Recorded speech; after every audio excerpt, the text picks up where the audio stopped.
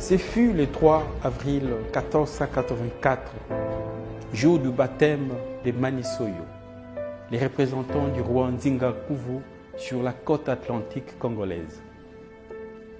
La cérémonie baptismale débuta par un grand feu sur la place centrale de Soyo.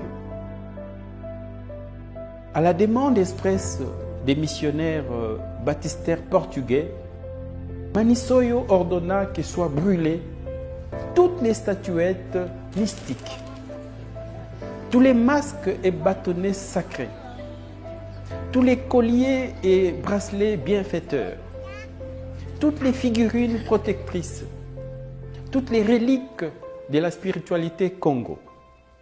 En un mot, au bûcher tous les saints frusquins qui symbolisaient l'ancestralité pluriséculaire Congo de l'Égypte pharaonique en Banzan Congo. Tout brûla.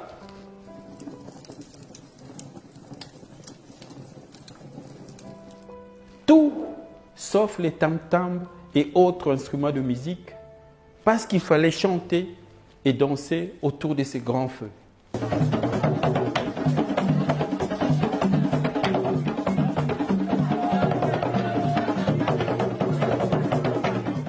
Ces jours-là, les conquistadors européens installèrent malicieusement la suprématie de leur civilisation dans tous les coins et recoins de nos consciences, après nous avoir suggéré l'incinération ontologique de notre civilisation.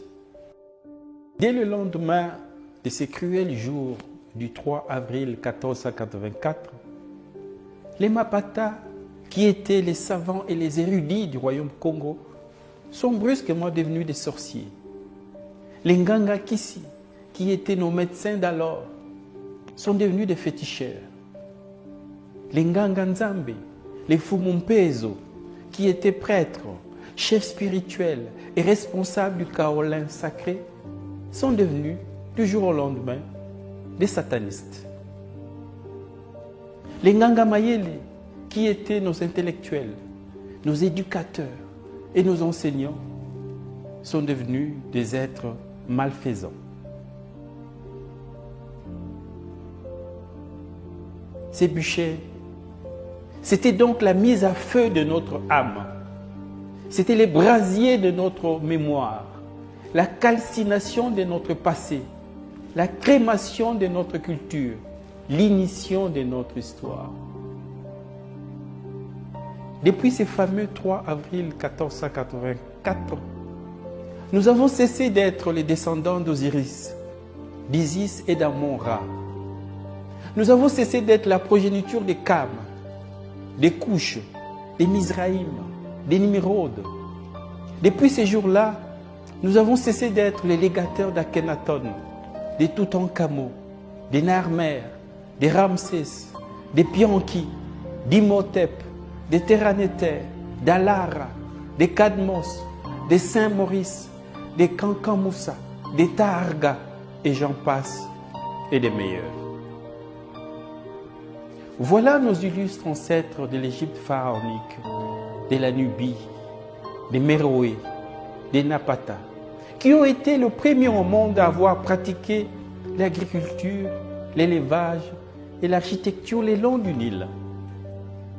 Ils ont écrit le premier texte sacré monothéiste de l'histoire humaine, ainsi que le texte des pyramides. C'est toujours eux, nos ancêtres de Kemet, qui ont inventé les sciences, la philosophie, la médecine, les calendriers, les arts, l'écriture, l'ésotérisme spirituel, la religion monothéiste.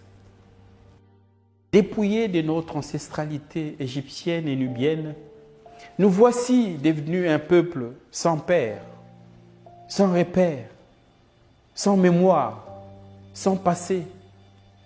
Un peuple tombé depuis dans la mésestime de soi, dans le mépris de soi.